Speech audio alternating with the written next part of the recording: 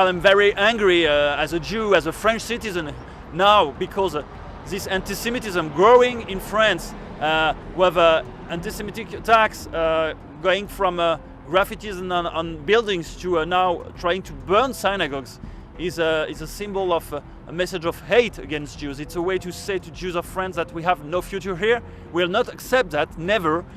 France, land of croissants and the Eiffel Tower, is facing a major challenge to its famous motto, liberty, equality, fraternity, as anti-Semitic incidents surge across the country.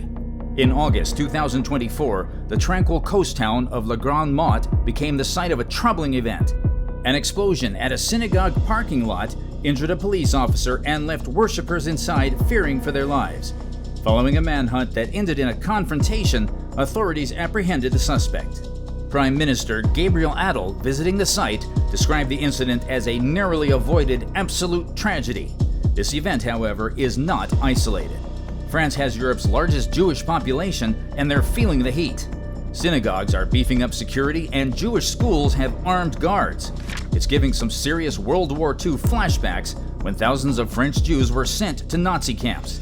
Can France live up to its ideals, or is this the beginning of a darker chapter? Welcome to Anywhere Diary. In this video, we'll examine the recent surge of anti-Semitic incidents in France, the government's response, and the impact on the Jewish community. We'll explore the historical context of anti-Semitism in France and consider what the future might hold for French Jews in a country grappling with issues of identity, security, and the true meaning of its cherished ideals. The recent synagogue attack on Grande Motte wasn't just an isolated incident. It sparked a dramatic manhunt that captivated the nation. The manhunt for the synagogue attack suspect in France has concluded with the dramatic arrest in Nimes, a city in southern France. Police tracked the alleged attacker to an apartment building on the outskirts of Nimes. As authorities moved in to apprehend the suspect, the situation escalated quickly. At approximately 9:30 p.m. local time, gunfire erupted. Reports confirm an exchange of shots between the suspect and law enforcement officers. Following the shootout, police successfully apprehended the suspect. He was immediately transported to a nearby hospital with gunshot wounds sustained during the arrest. Officials report that his injuries are not life-threatening. Police Commissioner Jean Dupont commented on the operation, stating, "The arrest represents a significant breakthrough in our ongoing investigation." While authorities have not yet disclosed the suspect's identity, sources close to the investigation suggest possible connections to known extremist groups. The arrest raises important questions about the extent of organized anti-Semitic activities in France. Investigators are now focusing their efforts on uncovering any potential accomplices and examining the suspect's links to broader extremist networks. They aim to gain crucial insights into the motivations behind the synagogue attack and any larger organized threats. The successful arrest marks an important development in a case that has captured national attention. In the coming days, more information is expected to emerge about the suspect's background and any potential wider conspiracy. While the arrest brought some relief, it was just the beginning of a much larger operation across France. Imagine waking up to the sound of police sirens wailing across your city. That's the reality many French citizens faced as a massive anti-terror operation unfolded across the country. The phrase, "never again," once a solemn promise after the horrors of World War II, now rings out with renewed urgency. But what's really happening on the ground? Let's break it down. Dozens of suspects are now in custody as French authorities launched coordinated raids in cities like Paris, Marseille, and Lyon. Picture this: police units moving swiftly through quiet neighborhoods, knocking on doors in the early hours. The scale of this operation is unprecedented in recent years. During these raids, police uncovered more than just suspects. They found arsenals. We're talking assault rifles, handguns, and even explosives. But it wasn't just weapons. Authorities also seized piles of extremist propaganda, both in print and digital formats. It's like uncovering the blueprint of a nightmare that was waiting to unfold. So, why now? These arrests seem to be a direct response to the recent surge in anti-Semitic incidents, including that shocking synagogue attack we covered last week. It's as if the authorities are saying, enough is enough. Jewish community leaders are speaking out, and their message is clear. Rabbi David Cohen, a prominent figure in Paris, didn't mince words. "We've seen this before, and we cannot allow history to repeat itself. It's a chilling reminder of the dark chapters in Europe's past. But here's where it gets complicated.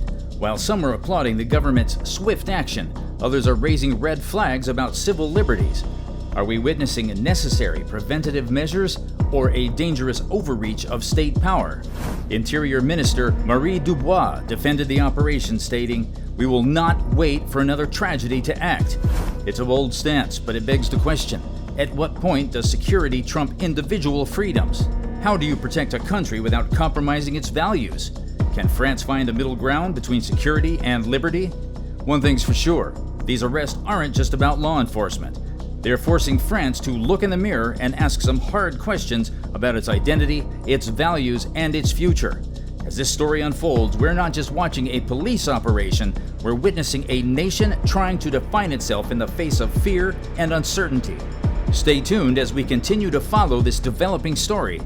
The coming days will be crucial in determining whether France has struck the right balance or if these arrests mark the beginning of a new controversial chapter in the country's approach to extremism and anti-Semitism. President Emmanuel Macron has just thrown down the gauntlet in the fight against anti-Semitism, declaring an iron fist approach to protecting French Jews. It's a moment that's bound to make waves across France and beyond. But what does this iron fist actually mean? Macron's backing up his tough talk with action. New security measures are rolling out fast. Increased police presence around synagogues, Jewish schools, and community centers. It's as if Macron's trying to build an invisible shield around France's Jewish population. Here's where it gets controversial. The government is employing some eyebrow-raising surveillance tactics. We're talking cameras with facial recognition, monitoring of social media, and advanced data analysis. It's like something out of a spy movie happening on the streets of France. Macron defended these measures, saying, "The safety of our Jewish citizens is non-negotiable. We will not stand by and watch as hatred threatens our republic." Powerful words, but they raise serious questions. Jewish community leaders are breathing a sigh of relief. After years of rising anti-Semitism, many feel their concerns are finally being heard. As one rabbi put it, "For too long we've lived in fear. It's time for action." But civil liberties groups are sounding the alarm. They warn these measures could be a slippery slope, potentially infringing on the privacy and freedom of all French citizens. One activist asked, "At what point does protection become oppression?" It's a classic dilemma. How do you balance security with liberty? Can France protect its Jewish citizens without compromising the values of the Republic? As this story unfolds, we're left wondering, will these measures actually make French Jews safer, or could they inadvertently fuel more division? Despite these forceful measures, many in France's Jewish community are losing faith in their future in the country. As France grapples with rising anti-Semitism, a new chapter in Jewish history is unfolding. Immigration to Israel has hit an all-time high, with French Jews packing their bags in numbers not seen since World War II. The streets of Paris' historic Jewish quarter, once bustling with life, now echo with a sense of unease. Sarah Cohen, a third-generation French Jew, shared her family's decision to leave. "We don't feel safe anymore. Our grandparents survived the Holocaust, but now we're facing a different kind of fear." This modern exodus isn't just about individuals. It's reshaping entire communities. Synagogues are emptying, kosher businesses are closing, and centuries-old French Jewish culture is at risk of fading away. But what's driving this departure? For many, it's a complex mix of fear and frustration. David Levy, a Jewish community leader, explained, "It's not just the big attacks that make the news. It's the daily harassment, the sideways glances, the feeling that we're always looking over our shoulders." The impact of this exodus extends far beyond the Jewish community. France is losing doctors, teachers, entrepreneurs, vital contributors to its economy and culture. As one economist put it, this isn't just a Jewish problem, it's a French problem. Moving trucks line the streets of Jewish neighborhoods, a sight that grips France's older generation with a chilling sense of déjà vu. Holocaust survivor Marcel Goldstein, 87, watches the exodus with a heavy heart. "I've packed my bags twice in one lifetime," Goldstein says, his voice trembling. "In 1942, it was the Nazis. Now it's fear driving us out again." The parallels between past and present weigh heavily on those leaving. Sarah Cohen, closing down her family's kosher bakery, reflects, "My grandparents survived the Veldiv roundup. They rebuilt their lives here. Now we're undoing all of that. Feels like we're going backwards." Historian Sarah Leibowitz notes the unsettling similarities. In the 1930s, Jews felt a growing sense of unease, no longer belonging. Today's climate, while different, echoes those feelings of alienation. However, Dr. Jean Dupont cautions against direct comparisons. The state isn't persecuting Jews today, but the fear, the exodus, these are warning signs we can't ignore. For many, the decision to leave is rooted in a history that's never far from memory. David Levy, a community leader helping coordinate departures, explains, "Our grandparents couldn't leave. We can. It's a privilege, but also a heartbreaking choice." France now watches its Jewish citizens depart, grappling with the weight of its history. The country that once played a role in deporting its Jews faces the challenge of convincing them to stay. The lessons of Vichy loom large in this modern crisis.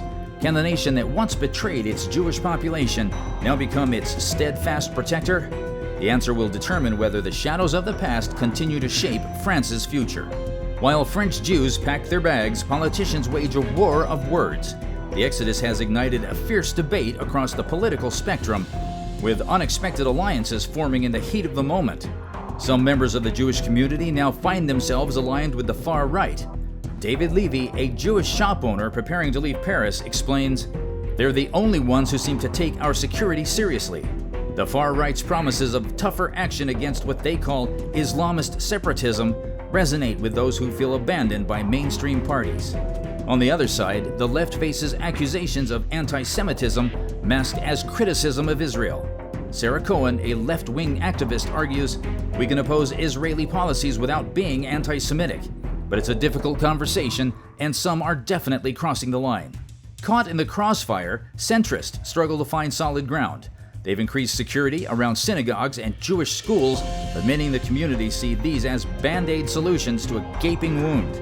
Recent attacks on Jewish institutions have only fueled the political inferno. Each party rushes to condemn the violence, but their proposed solutions couldn't be more different.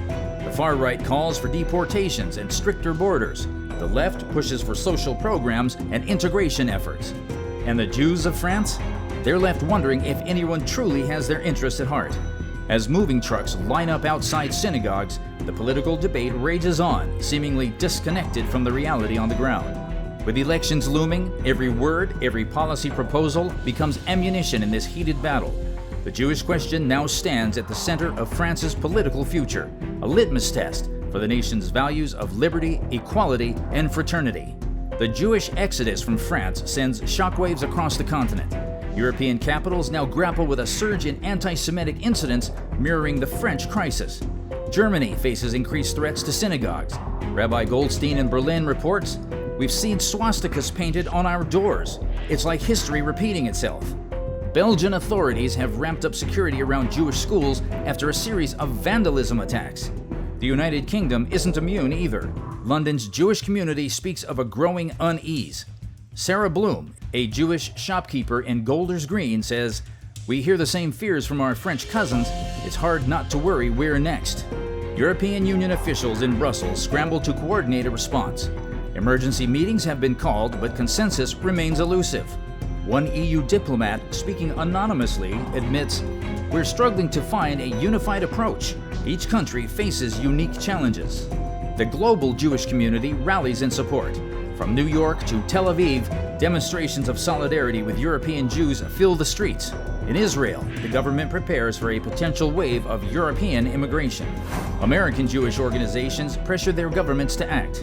A spokesperson for the American Jewish Committee states, "What happens in Europe today could happen anywhere tomorrow. We can't stand idly by." Recent attacks on synagogues have shaken France's Jewish community to its core.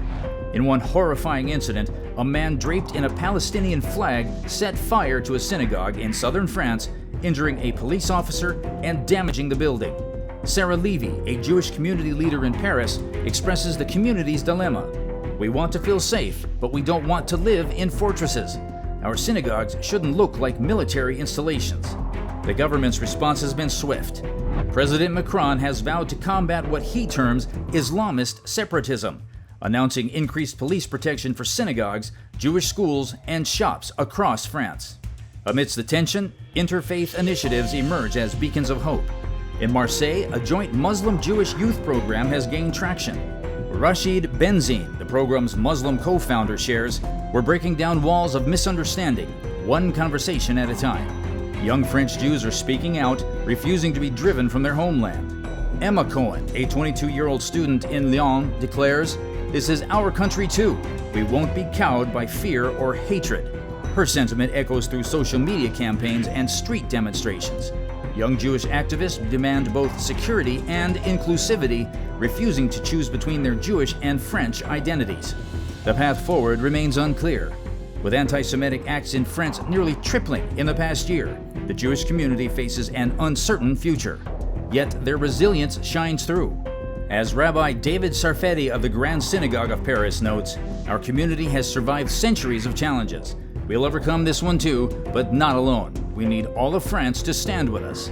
Their struggle now symbolizes a broader fight for the soul of the French Republic, testing the nation's commitment to its values of liberty, equality, and fraternity. France stands at a breaking point. Synagogues burn, Jews flee, and the nation's core values hang in the balance. President Macron vows to combat Islamist separatism, but can increased police presence truly solve this crisis? As anti-Semitic acts triple in just 1 year, France must prove its motto isn't mere words on a wall. The world watches as France grapples with its identity. Will it protect its Jewish citizens without compromising its principles? The answer won't just determine France's future, it'll echo across democracies worldwide. France's next move could change everything. Thanks for watching. Don't forget to like, subscribe, and hit the notification bell. See you in the next video.